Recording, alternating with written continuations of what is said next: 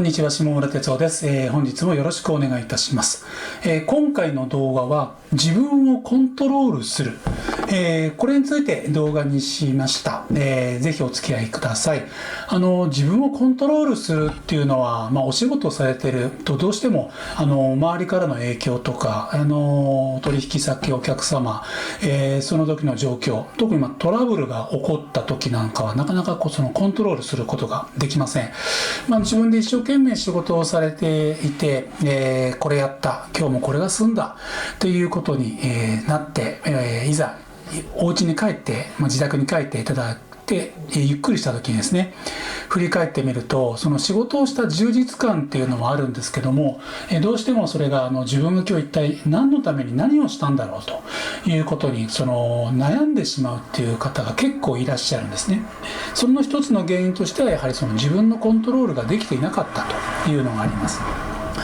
それで今日はその中でも細かく分けていくと、情報と解釈と行動、これらをコントロールすることで全体的に見て自分をコントロールする、このことにちょっとつなげていきたいと思っておりますので、お付き合いの方よろしくお願いいたします。自分の仕事を自らをコントロールするっていうのは大きな言い方をすると、人生そのものもコントロールすることにつながってくると思いますので、今日のことが何か一つヒントになってくれればいいかなというふうに思っています。コントロールすることを意識する時というのは、やはり自分の頭の中に不安っていうのが出てくる時なんですね。その不安っていうのは過去からのものではなくて未来のものが、ほとんどです。未来が見えてないもの、手にすることができないものに対しての不安。どうしても人間っていうのは想像ができる動物ですので、その想像がいい風にいく場合と、悪い風にいく場合、悪い風なものにいくというのはリスク管理にもなるんですが、逆に言うと不安が形になるとある程度自分をコントロールできなくなるっていうことがなってきます。いわゆる考え込みすぎとか、それから、考えれば考えるほど、いいアイディアとかが浮かんでこなかったのでどうしようというふうなものになってくる時のが多いかもしれません。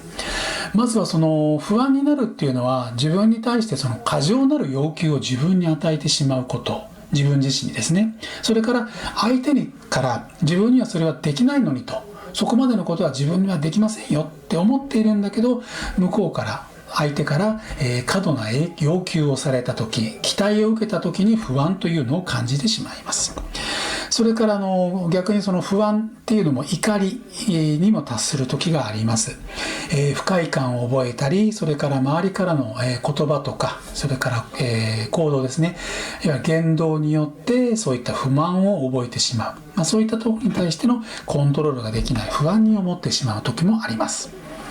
それから妄想、先ほど言ったように未来のこと、将来のことに対して漠然と思っていた不安が頭をよぎると、どうしてもなかなかそれが自分のコントロールにつながらないということになってしまいます。どうしてもね、自分がないもの、お金とか、それからパートナーとか、家族のことですね、健康とか、自分の親が年を取って、これから年を取ったら我が家は一体どうなるんだろうと、そういうふうな不安というのは当然誰しもが出てくるものだとは思っています。まずがその中で今日の一つ目、まずが情報をコントロールするというのがあります。これはどういうふうなことで自分に刺激が来るのか、例えばテレビでもラジオでも新聞でもネットでもそうです。ものを見た時、聞いた時の情報が自分にどういうふうな刺激になってくるのかっていうのが一つあります。同じ、例えば、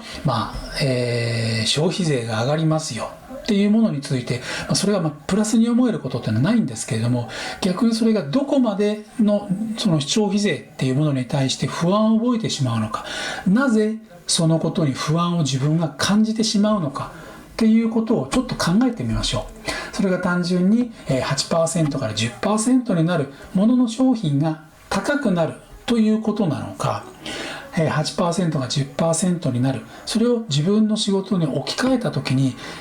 会社の仕組みのシステムを何か変えなければいけないのかっていう不安、それがどのぐらいのレベルの不安になるのか。たまたま例えば、1ヶ月後2ヶ月後に大きな買い物をしなければならない、その時のその大きな買い物に対しての税金分が上がってしまうのが、不安になってしまうのか、そういったこともあります。それから健康上のこともそうですね。1ヶ月後2ヶ月後先に、検診結果が出ます。それが、ちょうど入院に重なってしまうんではないかとか、それが自分のことじゃなくて身内のことが大きな病気になった時に、これは仕事のこととか家庭のことがどうなってしまうんだろうと、そういうふうな不安、その不安の大小がどこまでのものかという情報をまずはちょっと整理してみましょう。自分がどこまでその情報に対して大きなものなのか小さいものなのか、それを自分の中ではっきりと認識することで自分のコントロールにもつながることになっていきます。そして次、解釈ですね。解釈っていうのも、例えば、先ほどの記事一つとっても、情報を得た内容、自分の受け取り方がどういったものなのか、それが一つの情報だけですと、いわゆるフェイクニュースではないんですが、情報があまりにも足りなくて自分が勝手に想像してしまっているというのもあるかもしれません。ですから一つのニュースでも違うサイト、新聞、雑誌などを見ていただいて、もっと詳しい専門的な情報を得る必要がある時もあります。単純に表題だけね、一番上のコメントだけ見ても勝手に解釈してしまっては本当の内容が違うかもしれません。ですから自分でいろんなものを調べてみたり、もっといろんな人に話を聞いて物の情報をもう少し細かく深く解釈すると、受け取り方がちょっと変わってくると思います。ちょっと視点が変わるだけでも受け取り方が変わってきますし、思いっきりのその不安が解釈の仕方によってものすごい小さくなる時もあります。大きなものも一つずつ解釈を違うように取っていけば、自分なりにコントロールができる問題になることもありますので、そこのこの情報とまず解釈を、セットに考えてみてはいかがかなというふうに思います。次、3番目のその行動ですね。行動は、不安に思う時っていうのはほとんどの場合が動いていない時です。やはり人間は頭で想像して動く動物なもんですから、もう何も考えずに行動するだけでも自分をコントロールすることができると思います。一歩初めて出て、これはこういったものなんだと初めて気づくこともあります。例えば絵を描いてみるときも頭でこう考えているうちには、例えば水彩画はこういうふうにしてやるとか、それから油絵の場合はこういうふうな手順を踏まなければならないと、頭でいろんな手順を考えすぎて結局は何もできない。でいざそれをやってみたら、なんだこんな簡単なことなんだということで、自分のその精神的なコントロールができるかもしれませんし、新しくやるもの、例えば運転技術とか、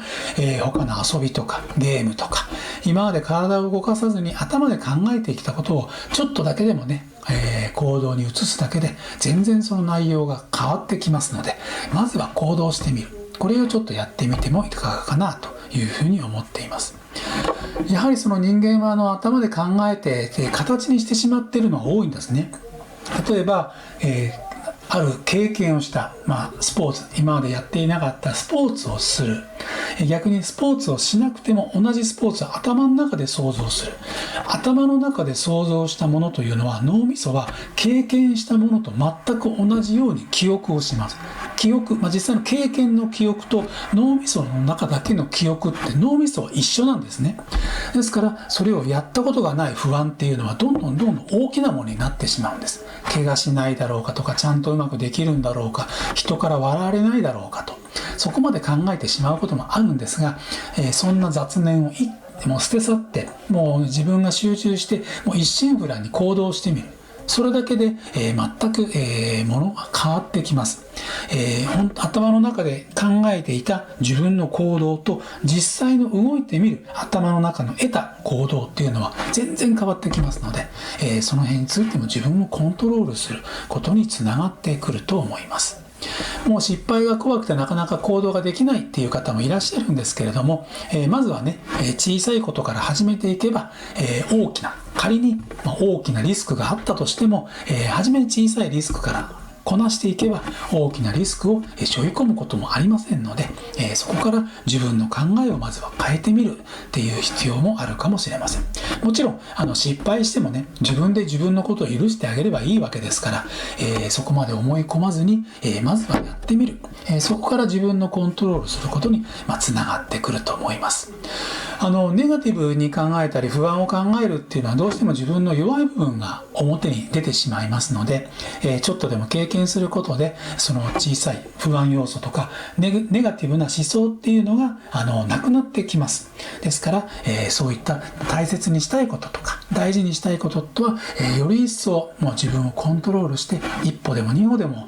小さいことから進んでいく、これだけは、大切かと思います。そうすることによってね、ネガティブな自分っていうその癖的なものがあるんであれば少しずつ減らしていくと大きな人生っていうものも、先に飛び込んでいけるような気がします。